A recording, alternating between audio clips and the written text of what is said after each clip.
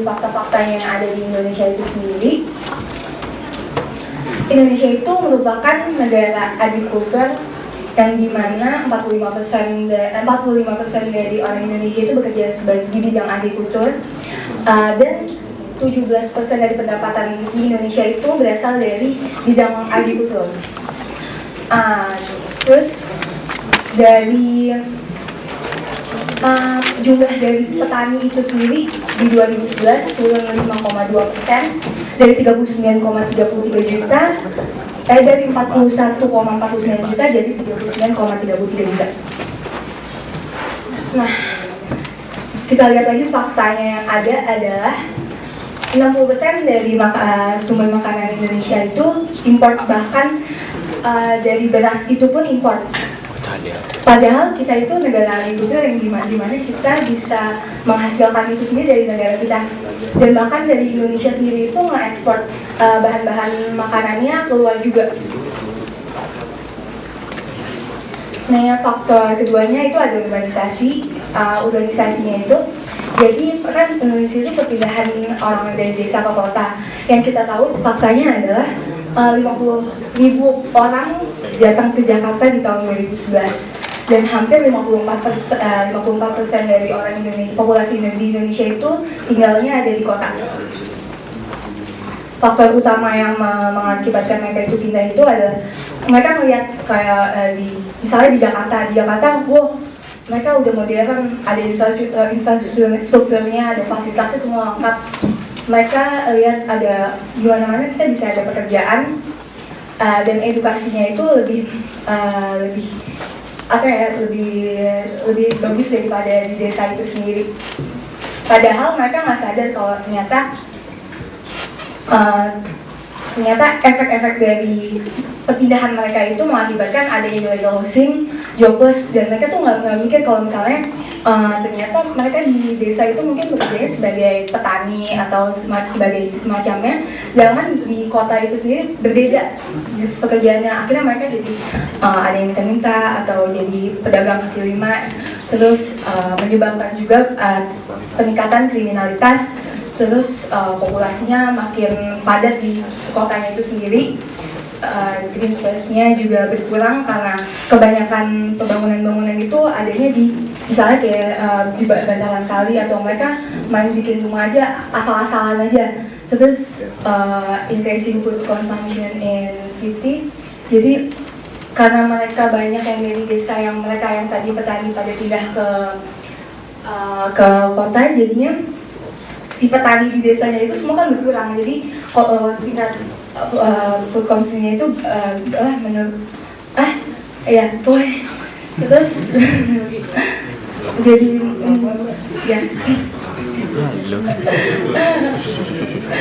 terus decreasing food production itu yang karena mereka pindah itu. Next. Nah, kita bisa lihat dari, jadi nanti masuk lagi ke konsepnya.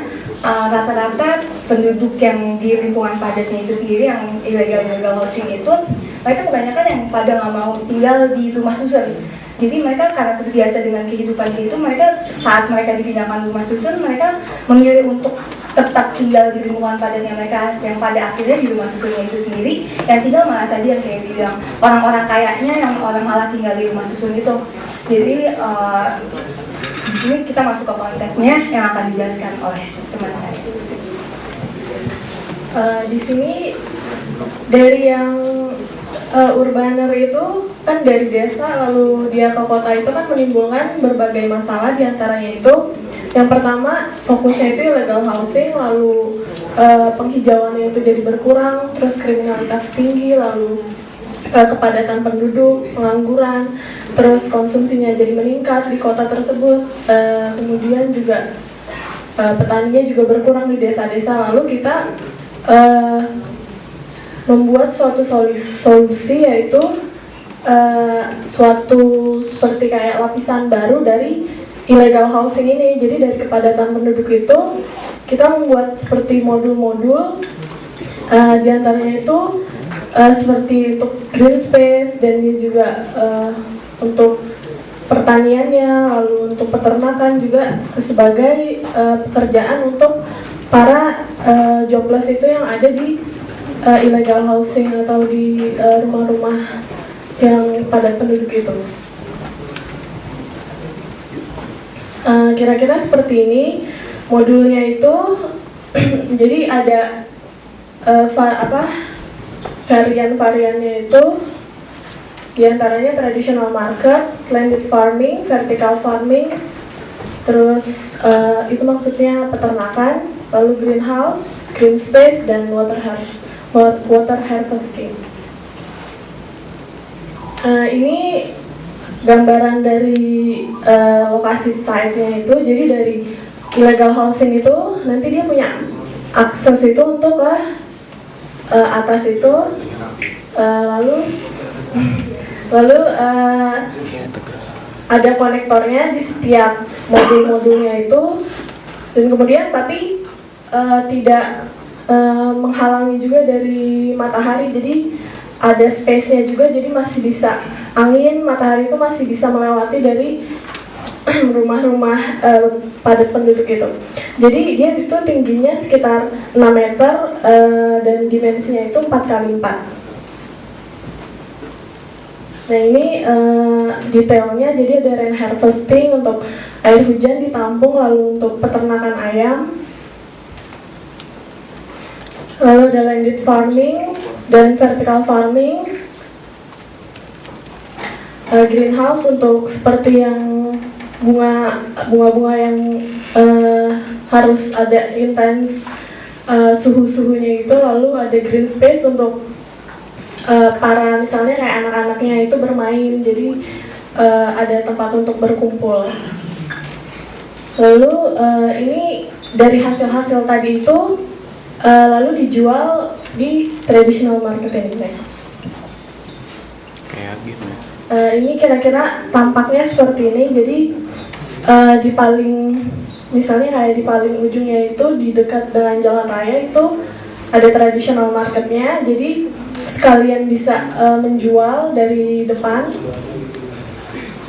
Ya, next. Ini skema distribusinya. Jadi dari urban layer itu menghasilkan peternakan ayam, yaitu daging, telur, lalu untuk tanamannya itu menghasilkan pupuk, menghasilkan bunga, lalu buah-buahan, sayur-sayuran. Itu distribusikannya itu terutama di daerah-daerah yang padat tersebut, di daerah lokal tersebut. Lalu kelebihannya itu dijual di marketnya itu, lalu didistribusikan ke kota. Dari kota itu untuk sampah-sampah yang seperti organik-organiknya itu dikembalikan lagi ke urban farming di urban layer itu. Ini perspektifnya. Ya.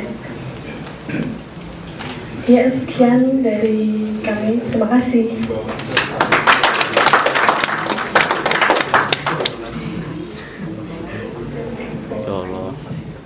Terima kasih untuk Tania dan Atika.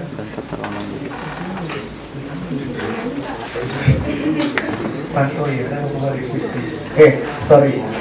Oke, mungkin selanjutnya kita bisa langsung saja dari Hardy untuk presentasikan karyanya.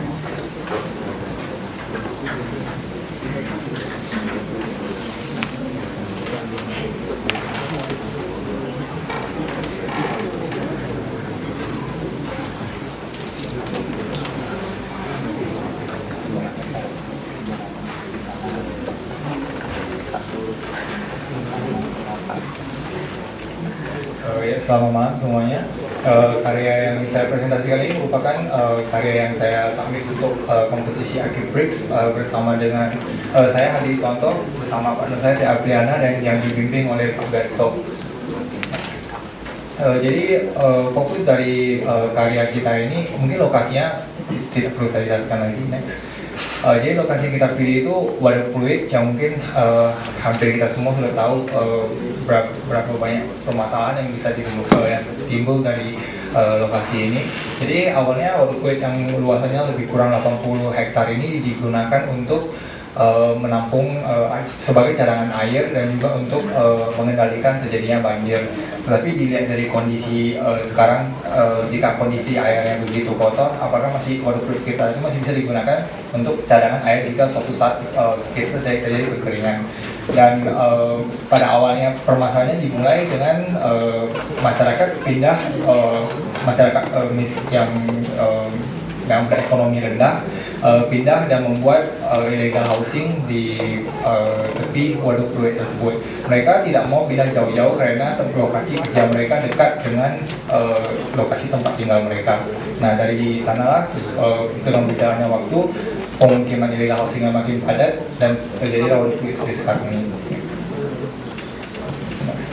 Ini kondisinya. Jadi pada saat kita memasuki waduk fluid adalah pangan yang kita lihat merupakan daerah yang berpotensi untuk kita manfaatkan, tapi pada pakannya lahan yang bisa digunakan untuk penghijauan ini pun tidak ada penghijauan yang dilakukan secara maksimal.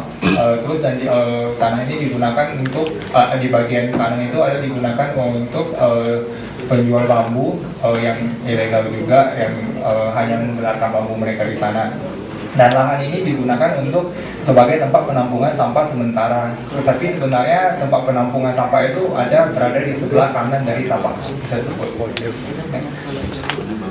Ini adalah kondisi sampah. Mungkin kalau kita lihat datanya di bawah itu BOD-nya dari waduk fluid itu BOD standar itu 6,75 sampai 7,45. Tapi yang BOD dari waduk fluid itu sampai angka 43,2 sampai 49,2. Sedangkan COD standar itu di bawah 20. Sedangkan waduk fluid itu sudah sampai 122. Dan hal ini disebabkan karena mesin yang ada di depan waduk fluid itu tidak dapat menyaring semua sampah-sampah dari Jakarta, sehingga diperlukan bantuan dari masyarakat dan yang bekerja pembersih waduk fluid itu untuk mengangkat sampah secara manual menggunakan sampah. Jadi untuk mencegah banyaknya sampah yang masuk ke dalam waduk itu, mereka menggunakan bambu-bambu yang sederhana yang cuma diletakkan untuk membatasi sehingga sampahnya tidak masuk ke dalam waduk. Tapi cara tersebut itu masih belum efektif karena kita masih bisa melihat sampah masih masuk ke dalam waduk. DO standar dari air itu adalah 2,5 sampai 22,5, sedangkan DO dari waduk itu hanya 0,01 sampai 2,5. Dan masyarakat sekitar waduk fluid itu tidak aware terhadap bagaimana kondisi airnya. Untuk konsumsi sehari-hari mereka terpaksa untuk membeli pada penjual air eceran. Tetapi kalau kadang-kadang mandi kita masih bisa memperdulikan, anak-anak pun langsung cebur aja ke waduknya tanpa memperdulikan sebab untuk yang ke depannya bagaimana. Karena standar deterjen untuk air itu adalah 0,5, sedangkan deterjen di waduk fluid itu 0,9 sampai 1,66 mg per liter. Konten dari fosfat itu 0,5, sedangkan konten fosfat di waduk fluid itu 0,25 sampai 1,9. Waduk fluid itu banyak ditumbuhin yang mereka anggap adalah tumbuhan liar, seperti ilalang, ada lemna juga, dan ada enceng gondok. Mereka tidak untuk sekarang ini tumbuhan itu dibiarin begitu saja, tidak di treatment karena mereka menganggap itu tumbuhan liar, jadi mereka tidak memperhatikan fungsi-fungsi sebenarnya mengapa tumbuhan itu ada di sana. Jadi dengan semakin banyaknya organik di sana, itu meningkatkan organik yang ada di dalam waduk. Dengan banyaknya organik, material organik di dalam air itu akan mengurangi oksigen di dalam air itu. Organik standar itu 25, sedangkan organik di fluid itu 62 sampai 75. Dan yang mungkin yang kita tahu di sepanjang itu akan pemandangan waduk fluid itu akan seperti demikian, rumah-rumah illegal housing yang dibuat seadanya saja dengan menggunakan bambu. Jadi dari keseluruhan itu kita bisa menyimpulkan bahwa air dalam waduk fluid itu memang sudah bisa tergolong toksik atau tergolong beracun untuk dan akibatnya adalah menyebar ke daerah sekitarnya. Jadi design question yang kita gunakan, kita menggunakan semua desain untuk kita menggunakan pertanyaan-pertanyaan untuk mencoba mencari tahu apa yang terjadi di waduk pool itu. Dan yang kita perhatikan itu yang menjadi pertanyaan besar bagi kita, kita belum mengetahui mengapa air dari waduk pool itu begitu kondisinya begitu melewati batas. Tetapi kita masih bisa melihat ada beberapa tumbuhan yang tumbuh di sana seperti enceng gondok, lemamina sama ilalang tadi. Next. Jadi dari sana kita mencoba melakukan dan mempelajari mengapa apa penyebabnya ada existing tumbuhan di sana. Jadi yang kita lakukan adalah kita membagi-bagi zona layer dari waduk pool itu. Jadi kalau yang layer pertama itu, layer yang terbuka itu adalah layer yang akan kita gunakan untuk pembiakan alga. Terus layer yang berikutnya itu adalah layer ilalang. Layer yang berikutnya lagi layer enceng gondok. Dan berikut lagi kita masukin tanaman baru yaitu kangkung. Dan layer yang berikutnya lagi itu kita gunakan untuk aquaponik. Dan mengapa kita membuat layer-layer tersebut? Karena setelah kita pelajari lebih lanjut manfaat tanaman yang di daerah sana itu adalah untuk sebenarnya mereka menyerap konten-konten yang kita bilang toksik tadi untuk supaya mereka bisa tumbuh dan berkembang. Jadi untuk pertama masalah yang konsep kita yang kita lakukan bagian awal itu kita membuat yang namanya filtration. Kita memanfaatkan teknik tradisional mereka. Kita menggunakan bambu-bambu juga untuk membantu memfiltrasi sampah-sampah. Next. Nah, ini adalah filtration yang kita coba buat. Jadi kita menyediakan wadah bagi pekerja-pekerja di sana daripada mereka menggunakan sampan yang kita rasa cukup berbahaya untuk mengangkat sampah-sampah itu. Jadi kita membuat sebuah filtrasi 3 lapis di mana mereka bisa ada terdapat walkway yang mereka bisa berjalan sana mengumpulkan sampahnya ke troli. Dan itu trolinya akan diangkat dan langsung dibuang ke tempat penampungan sampah di sebelah tapaknya. Jadi kita tidak mengotori tapak yang ada di depan proyek tersebut. Jadi alga yang kita tahu, alga tidak membutuhkan air yang terlalu bersih untuk berkembang. Dan alga juga dapat menyerap 99% dari CO2 dan mengubahnya menjadi O2. Jadi alga di sini kita manfaatkan untuk mengembalikan kadar oksigen dari air tersebut. Dan alga itu juga akan dapat digunakan untuk sumber energi. Terus yang berikutnya adalah layer dari ilalang. Ilalang itu dia dapat mendegradasi organik compound di dalam air. Dan ilalang itu juga dapat kita manfaatkan untuk sebagai bahan material atap rumah dan kerajinan. Yang layer berikutnya kita memanfaatkan enceng gondok, di mana enceng gondok itu dia mempunyai sekitar 72% selulosa dari enceng gondok itu untuk menyerap logam-logam berat di dalam air, dan dia juga berperan dalam proses eutrofikasi di mana dia menyerap nitrogen di dalam air. Dan enceng gondok itu juga bisa dimanfaatkan untuk kerajinan tangan atau sebagai pupuk dan makanan ternak. Dan ini adalah tumbuhan baru yang kita masukkan ke dalam. Itu adalah microscopic picture yang diambil perubahan untuk melihat kadar bakteri yang ada di dalam air itu. Dan kangkung itu setelah kita pelajari rupanya dia memiliki kemampuan untuk menyerap alkali di dalam air, dan alkali itu dia butuhkan untuk perkembangan dari tumbuhan itu sendiri. Nah, yang terakhir adalah kita menginstalasi yang namanya aquaponik, di mana tumbuhan Lemna minor yang pada awalnya itu tidak diolah oleh masyarakat sekitar. Lemna minor itu kita ambil untuk sebagai makanan dari ikan yang akan kita pelihara di sana. Dan ikan yang kita pelihara mungkin adalah sejenis seperti ikan nila, karena ikan nila juga tidak begitu membutuhkan air yang terlalu jernih untuk hidup. Dan dari ikan itu akan menghasilkan kotoran yang akan dimakan oleh worms, dan worms itu yang akan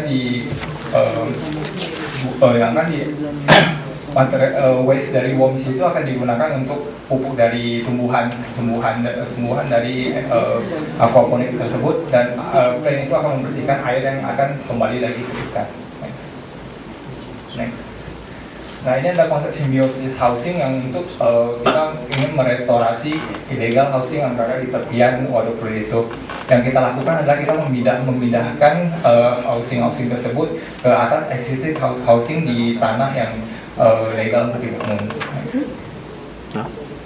Jadi konsepnya demikian, dengan kita memindahkan itu kita bisa merestorasi air dan merestorasi lahan yang ada di depan, dan hal ini akan memberikan advantages untuk untuk bangunan-bangunan dan lingkungan sekitarnya. Next. Ini adalah aksonometri dari bangunannya. Dan mengapa kita menyebutkan itu symbiosis housing? Karena yang pertama itu kita desain dengan water harvesting system di atas rumahnya, yang water itu akan ditampung dan dialirkan, dan dikumpulkan di bawah yang dapat digunakan untuk masyarakat sekitarnya. Sistem perumahan ini kita bangun, kita menggunakan pilotisnya dari Publisher, di mana karena di sana rumahnya sangat padat, jadi mungkin hanya ada beberapa celah-celah kecil yang bisa kita gunakan, sehingga kita mencoba untuk menginstalasi struktur yang bisa fleksibel, di mana dia bisa extend atau bergerak, jadi bisa menyesuaikan dengan space-space yang tersedia tanpa menghancurkan atau merusak struktur yang sudah ada di existingnya. Rainwater harvesting ini yang kita letakkan di bagian tanah yang sudah kita restore, di mana nanti air-air yang terkumpul, karena air di sana sangat krusial, yang kita kumpul dan kita saring yang bisa digunakan untuk community di sekitar area tersebut. Dan toilet yang kita buat ini adalah MCK umum dengan rainwater harvesting system juga di atapnya, dan juga dengan pengolahan biogas yang kita letakkan setiap 30 meter untuk pesisir sekitar waduk tersebut. Ini adalah perspektif dari tapak yang bagian luar. Ini bagian tanah yang sudah kita restorasi. Ini di bagian bawah dari symbiosis house tersebut.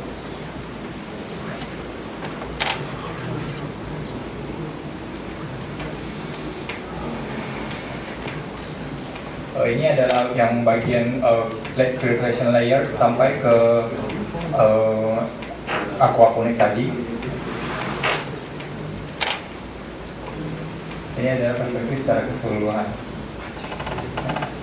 Jadi kesimpulan dari desain kita adalah kita mencoba untuk melihat potensi-potensi apa yang sebenarnya ada yang sudah ada di waduk tersebut, dan untuk menjawab mengapa dan alasan dari keberadaan item-item tersebut yang kita gunakan kembali untuk menciptakan sebuah katalis yang kita harap bisa merubah lingkungan dari kawasan waduk pluit tersebut. Sekian presentasi dari kita. Terima kasih.